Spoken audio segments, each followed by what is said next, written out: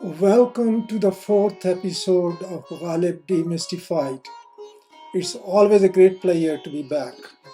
I'm your boat captain on this oceanic voyage of Ghalib's poetry.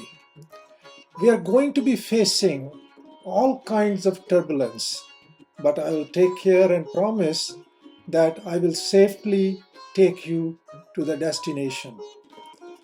We have a beautiful ghazal to examine today. शौक हर रंग रकीबे सरोसामा निकला शौक हर रंग रकीबे सरोसामा निकला कैस तस्वीर के पर्दे में भी उरियां निकला. This matla is so gripping that it requires repetition. शौक हर रंग रकीबे सरोसामा निकला कैस तस्वीर के पर्दे में भी उरियां निकला. Shauq means desire, craving, longing, and yearning. Qais is another name for Majnun. Qais is a symbol of the proverbial crazy lover pining for his beloved Layla. He is presented here as Uriyan, which means naked. Please note, naked does not mean nude. Majnun is stripped of a dress, but he still has his tattered clothing, and we are seeing him in a picture or in a portrait. The reach of this connotation is that love is such a crazy costume that it deprives its wearer of any other dress. Once you have fallen in love, you will come out naked or transparent, not only in daily life but also when a painter paints the portrait. We know that when people sit for a portrait, they choose the best dress and they look their best. But for a frustrated lover, it makes no difference at all. He has lost his zest for life. Therefore, all situations are one and the same. Here is my English translation. Passionate love has dissipated my fortune, but it is not me alone. Look at Majnu in the painting, trying to cover his nakedness with rags. Second couplet. जख्म ने दाद न दी तंगिए दिल की यारब. जख्म ने दाद न दी तंगिए दिल की यारब. तीर भी सीनाए बिस्मिल से परअफ़शां निकला. What is tangiye dil? It is narrowness of the heart. Why has heart become narrow? Because it has been in a sad state, sorrowful state. Yet it did not lose its strength completely. In view of this, when the arrow shot by the beloved hit the heart, it lost its feathers, parafshan, and broke into pieces. Wounds of unrequited love can weaken the heart, make it tight, but it would still be able to withstand the thrust of beloved's arrow. Heart suffers all kinds of wounds. The lover lives in a world that is unkind and cruel. Arrows come from all directions. Yet it's a miracle that the lover continues to survive. The wound that you inflicted didn't appreciate the strength of my heart. Your arrow came out of chest broken into little pieces. Now third couplet. Bue gul nalae dil दूधे चिरागे महफिल. बुए गुल नालाए दिल दूधे चिरागे महफिल. जो तेरी बज़्म से निकला सो परेशान निकला. This is one among the most beautiful couplets from Diwan Ghalib. Its innovativeness is hard to describe in few words. Look at this situation. The beloved is generous in sending out invitations. Come to my mahfil, she says. The lover goes there with great expectation, but it is a trap. The beloved keeps her love hidden. She doesn't offer any comfort to the wounded heart of the lover.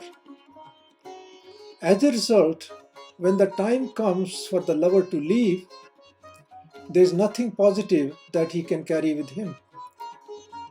He leaves the mahfil with nala-e-dil, meaning size of his heart. Not only the lover, who is a human being, is in bad state, things which are inanimate, non-living, are perturbed too.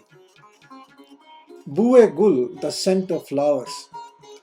Dood-e chirag-e-mahfil, the smoke coming out of the lamps. Everything is off balance and in a state of disturbance. When love is pressed, when love is not shared, the entire arrangement of being is interrupted. What a magnificent statement and a marvelous way to put it in words. Boo-e gul, nala-e-dil, dood-e chirag-e-mahfil, jo teri bazm se nikla, so pareshan nikla. The fragrance of roses, sighs of aching hearts, the swirling smoke of the lamps, whatever came out of your parlor was a bundle of nerves. Fourth couplet. Dil hasrat zada tha, maaye de lazate dard. Dil hasrat zada tha, maaye dae lazate dard. काम यारों का बेकदरे लबो दंदा निकला.